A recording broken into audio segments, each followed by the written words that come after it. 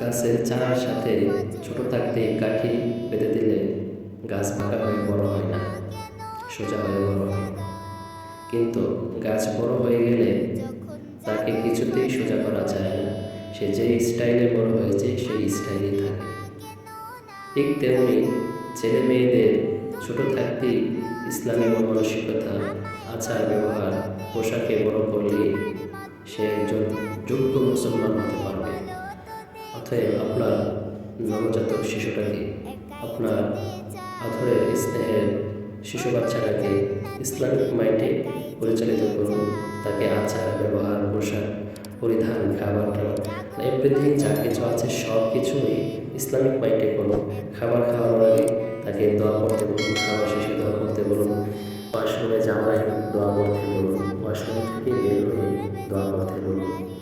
ছোটদেরকে ইসলাম করতে বলুন, বড়দেরকে সম্মান শ্রদ্ধা করতে বলুন, বড়দেরকে সালাম দিতে বলুন, একে অপরের সাথে সালাম বিনিময় আদান প্রদান করার জন্য বলুন।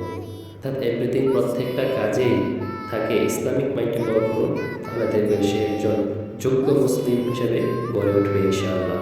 আল্লাহ তাআলা আমাদের সবাইকে এবং সবার সন্তানদেরকে যোগ্য মুসলিম হিসেবে গড়ার তৌফিক দান করুন এবং তাদের সবাইকে আল্লাহ তাআলা দ্বীনের জন্য কবুল মঞ্জুর করুন। আমিন।